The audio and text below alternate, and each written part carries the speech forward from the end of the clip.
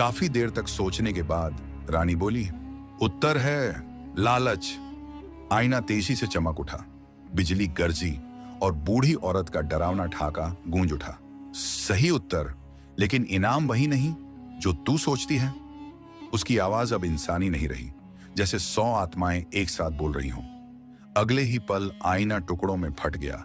रानी चीख भी नहीं सकी और बेहोश हो गई। जब उसकी आंख खुली, वह अपने बिस्तर पर थी, पर कमरा वैसा नहीं था जैसा वह जानती थी। उसकी सोने की छत अब साधारण लकड़ी की थी। सजे सजाए गहने अब काले पत्थरों जैसे लग रहे थे। सेविकाएं गायब थीं, सन्नाटा था। पर अजीब बात यह थी, दरवाजे पर वही बूढ़ी औरत खड़ी थी, जो अब पहले से कहीं अधिक डरावनी लग रही थी।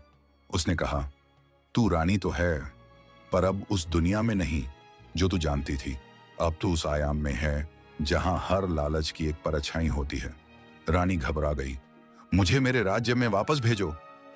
बूढ़ी औरत मुस्कुराई और बोली, वापसी का रास्ता है, लेकिन उसके लिए तुझे खुद अपने ही लालचों का सामना करना होगा। 3 परछाइयों से मिलना होगा और बचकर निकलना होगा, वरना तू इस आयाम में हमेशा के लिए कैद हो जाएगी। जैसे ही रानी उस रहस्यमयी कमरे से बाहर निकली, सामने एक दर्पणनुमा द्वार था। वह उसके पास गई और तभी उसमें से उसकी हूबहू परछाई निकली। वही चेहरा, वही पोशाक, लेकिन उसकी आंखें खून सी लाल थीं। वह बोली, तू मुझे हर दिन संवारती थी, अब मैं तुझे बिगाड़ूंगी। परछाई ने रानी को भ्रम में डाल दिया।